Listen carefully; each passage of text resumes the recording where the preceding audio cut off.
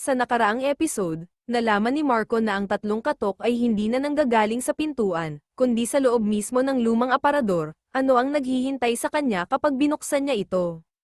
Kung mahina ang loob mo, may oras ka pang umatras, pero kapag nagsimula na ang kwento, wala nang balikan.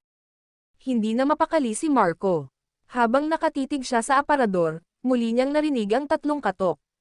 TOK, TOK, TOK. Ngunit sa pagkakataong ito, may kakaiba. Parang may mahinang boses na sumisigaw mula sa loob. Tulungan mo ako.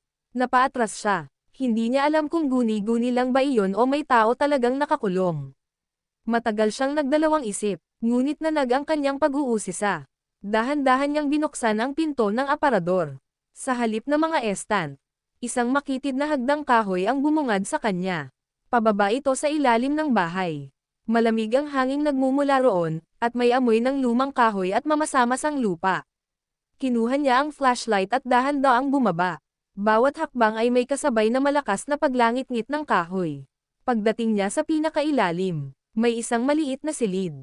Pan ito ng mga lumang gamit, sirang upuan, at mga kaong halos naaagnas na. Sa pinakadulo ng silid ay may isang lumang mesa.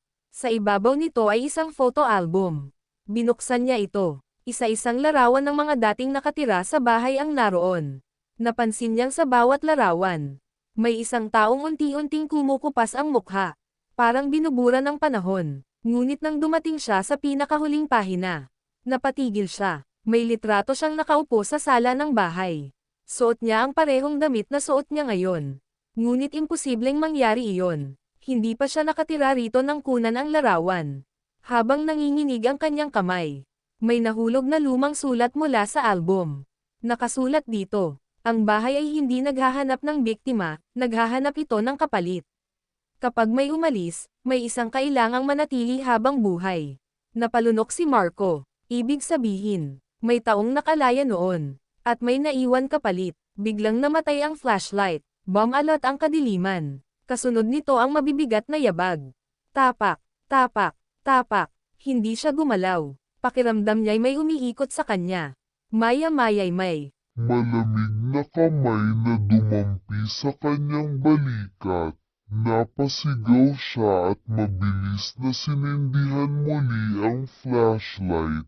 Wala na namang tao, ngunit sa dingding, may bagong nakasulat gamit ang tila sariwang dugo.